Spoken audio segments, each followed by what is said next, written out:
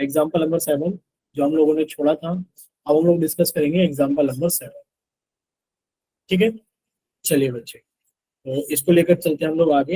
Example number 8 से पहले ये रहा हमारे पास में एग्जाम्पल नंबर 8 से पहले, तो हमने इसको यहाँ पर रख दिया है, ये रहा। ठीक है, ये हमारे पास में 7 है। अब वो बताइए क्या इतना क्लियर है सभी को? ये एग्जाम्पल नंबर 7 है।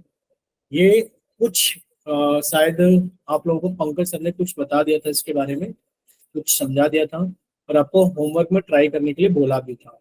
ठीक है, तो कितने बच्चों ने होमवर्क में ट्राई किया था इसको, ये बताइए। कितने बच्चों ने होमवर्क में ट्राई किया था इसको?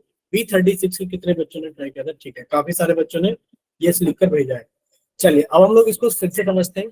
देखिए, चाहे वो बच्चा B36 का हो, ध्यान से देखना बच्चे, चाहे बच्चा वो हमारे पास में B36 बैच का है और चाहे वो बच्चा B37 बैच का है, तो ध्यान से देखना दोनों ही बैच के स्टूडेंट, चाहे वो बच्चा B36 का है और चाहे वो बच्चा B37 का है, दोनों ही बच्चे सामने देख रहे हैं स्क्रीन पर। अच्छे से ध्यान से देखिए, आंधी आने से एक पेड़ टूट जाता है और टूटा हुआ भाग इस तरह मुड़ जाता है कि पेड़ का शिखर जमीन को छूने लगता है। पहले आप लोग इतने समझे हुआ क्या है बच्चे। एक पेड़ था इतना बड़ा, आप लोग समझ सकते हैं। देखिए, एक पेड़ था पतला सा।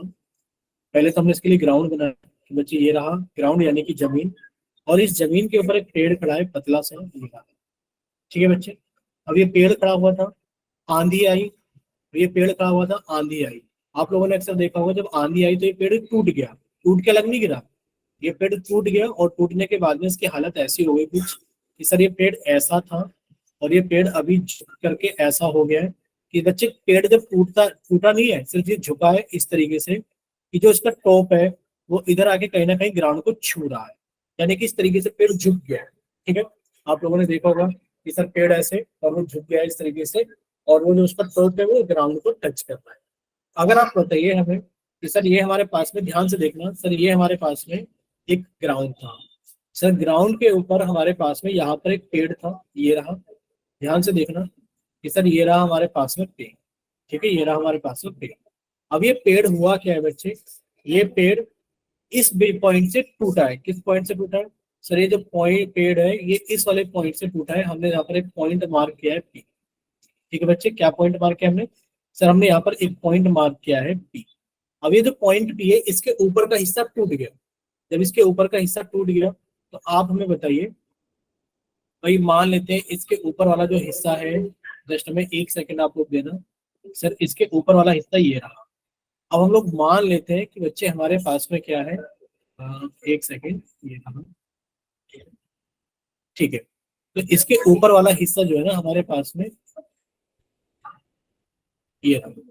ये पूरा का पूरा पेड़ था, ये पूरा का पूरा पेड़ था, और ये पूरा का पूरा पेड़ यहाँ से लेके यहाँ तक था। ध्यान से देखना, तो ये जो पेड़ था वो यहाँ से लेके यहाँ तक था। आंधी आई, आंधी आने से वो पॉइंट पी से टूट गया, और टूटने के बाद में वो पेड़ कैसा हो गया बच्चे? टूटने के बाद में वो पेड़ कुछ इस तरीके का हो गया कि जो पॉइंट ऊपर वाला जो बी पॉइंट है बच्चे, जो ऊपर वाला बी पॉइंट है वो इस तरीके से नीचे की तरफ झुक गया है। वो इस तरीके से नीचे की तरफ झुक गया है।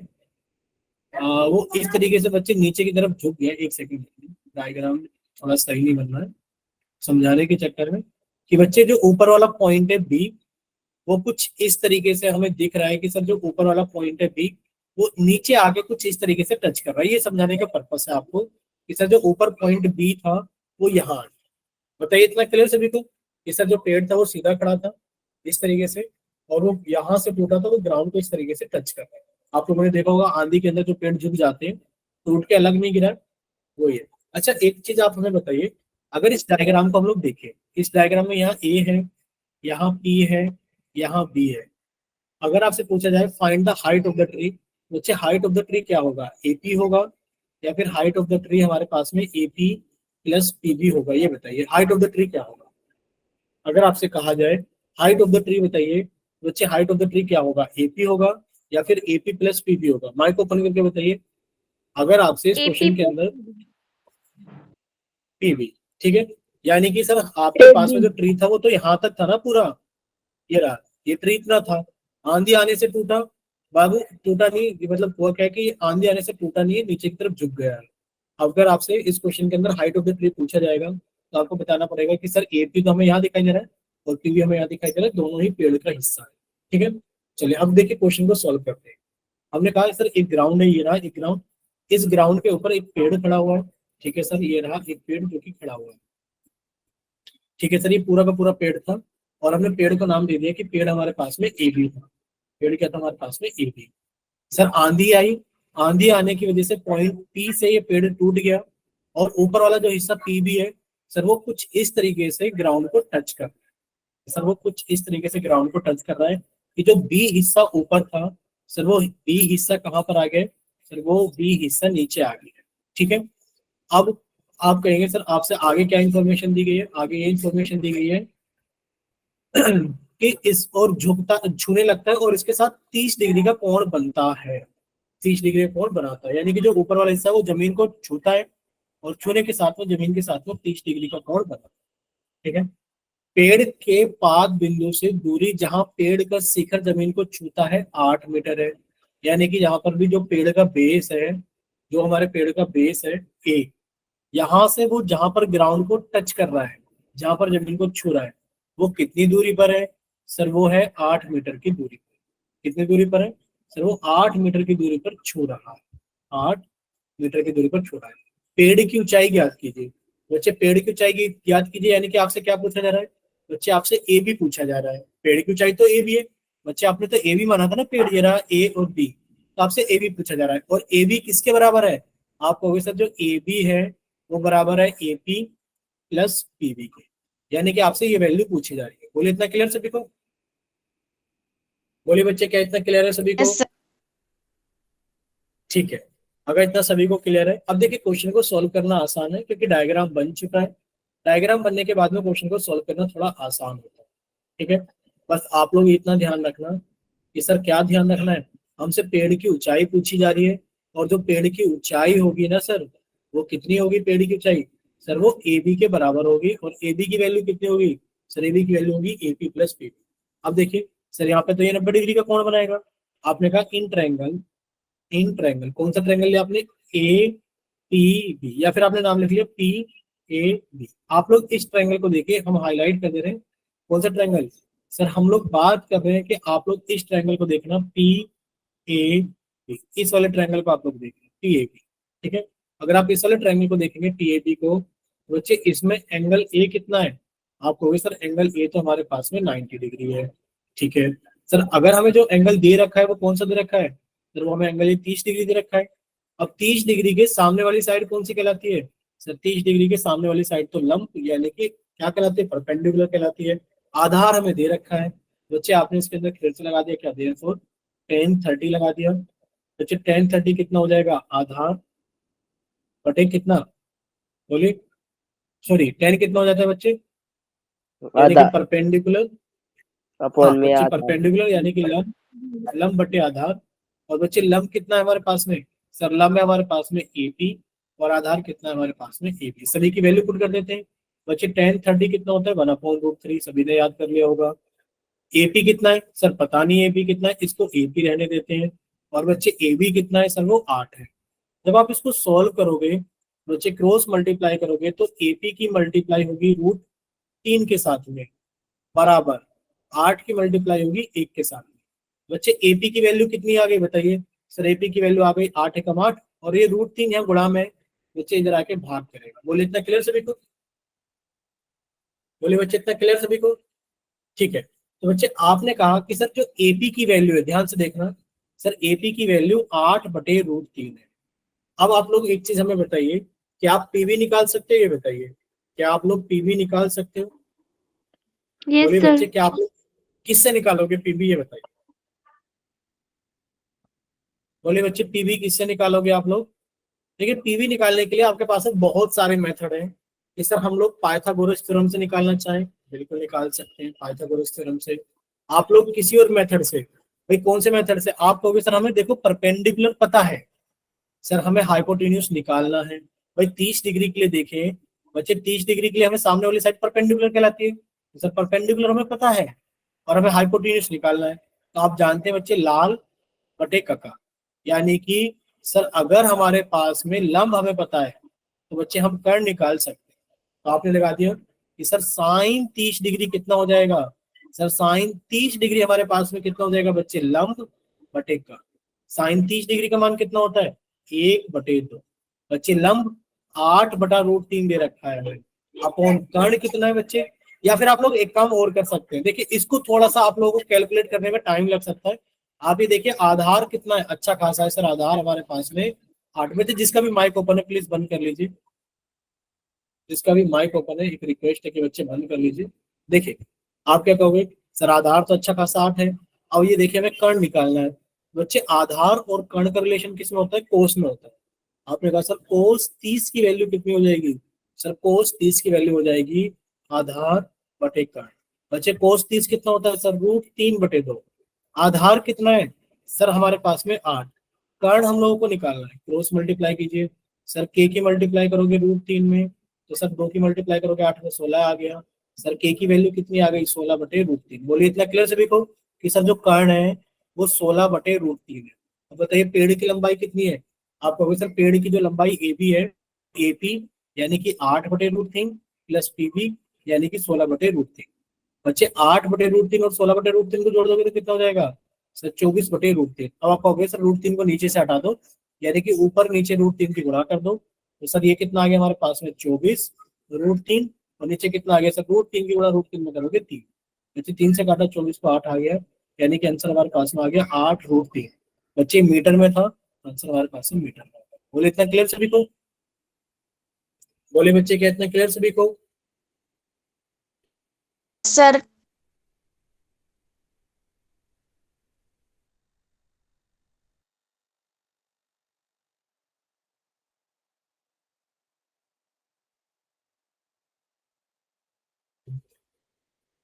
एक बच्चा पूछ रहा है कि मैं सविता मैम नहीं पढ़ाएंगी। अच्छा विक्रम सिंह के नाम से बच्चे आप रेगुलर क्लास नहीं ज्वाइन कर रहे हो क्या, बताइए एक बार।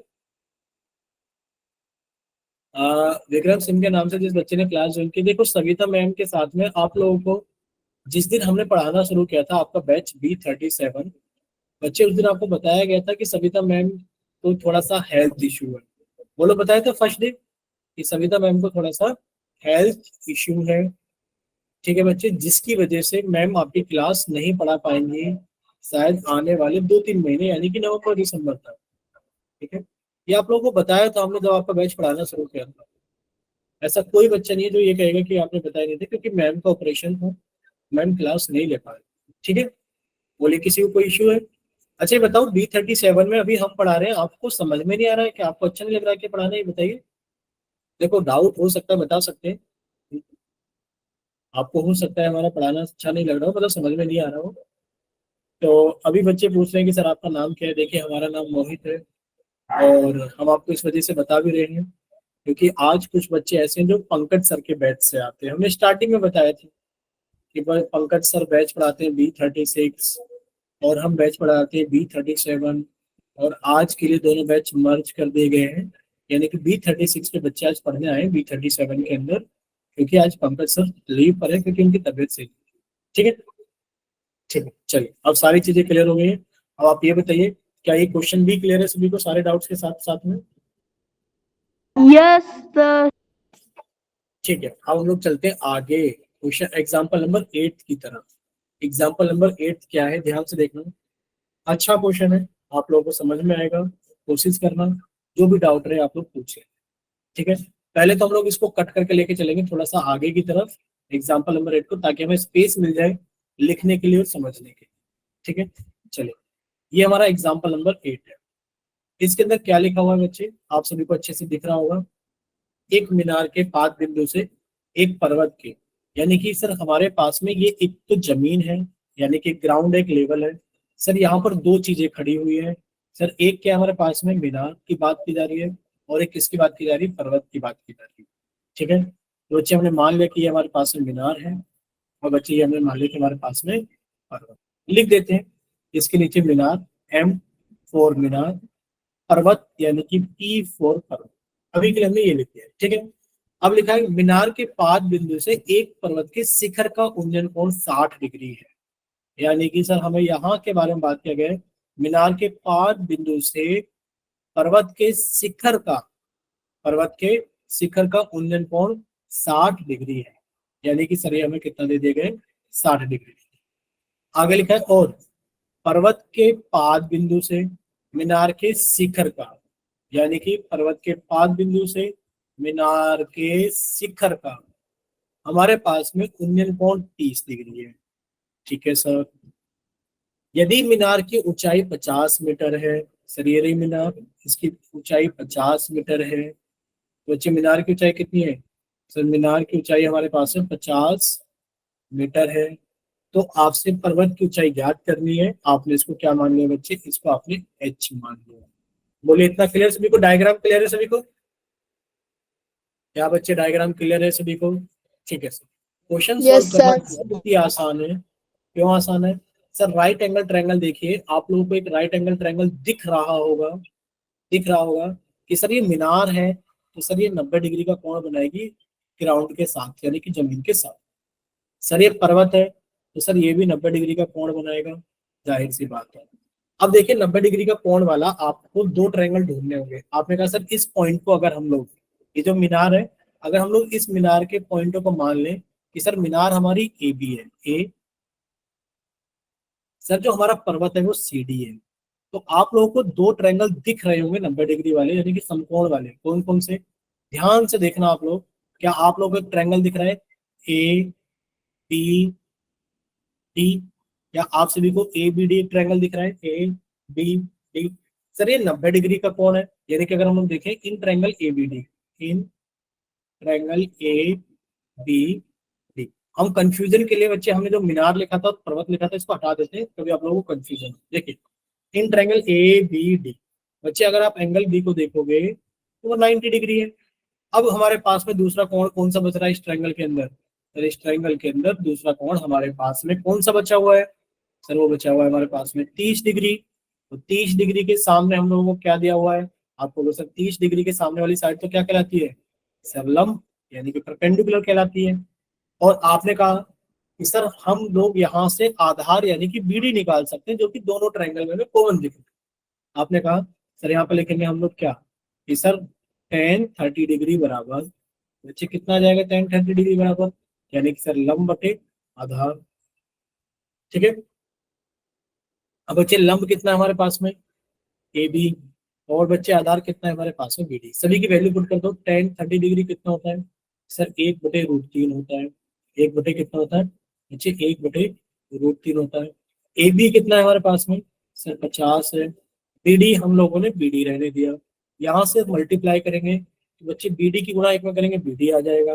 50 की गुणा √3 में करेंगे तो 50√3 आ जाएगा। और ये किस में आ जाएगा? मीटर में आ जाएगा, क्योंकि हमारे पास है मीटर। बोले इतना क्लियर सभी को? बीडी आ गया 50√3 मीटर। अब आप लोग सामने देखिए बच्चे, आप लोग ये कहेंगे कि सर हमारे पास में एक और राइट एंगल ट्रायंगल है, कौन सा? Sir B C D. अगर हम लोग बी सी डी को देखें तो एक और 90 डिग्री यानी कि समकोण त्रिभुज हमारे पास में। अब हमने दूसरा ट्रायंगल सोल्व किया। कौन सा ट्रायंगल सोल्व किया बच्चे? Triangle in triangle B C D. Sir angle D हमारे पास में 90 डिग्री है। इसके अलावा इसके अंदर कौन सा कोण बचा? सर इसके अलावा इसके अंदर बचा हमारे पास में 60 डिग्री है। तो आपने कहा सर 60 डिग्री के सामने वाली साइड क्या कहलाएगी? सर ये लंब कहलाएगी। यानी कि tan 60 डिग्री बराबर कितना हो जाएगा बच्चे? लंब बटे आधार। लंब कितना है बच्चे इस 60 के लिए? सर वो सी डी है और आधार कौन है? बी डी है। बस वैल्यू पुट कर दो बच्चे। tan 60 डिग्री कितना हो गया हमारे पास में? √3 हो गया। बच्चे tan 60 डिग्री कितना हो गया हमारे पास में? √3 हो गया। सी डी यानी कि सर वो एच है। बी डी यानी कि वो 50√3। बच्चे जब आप सॉल्व करोगे तो एच की गुणा 1 में होगी, एच हो गया, और बाकी 50√3 की गुणा आपने √3 में किया तो कितना आ गया? सर 50 × 3 यानी कि 150 मीटर। बोले इतना क्लियर सभी को? एच कितना आ गया हमारे पास में? 150 मीटर। यानी कि सर जो हाइट है हमारे पास में पर्वत की, माउंटेन की, वो 150। बोले इतना क्लियर सभी को? बोले बच्चे इतना क्लियर सभी को?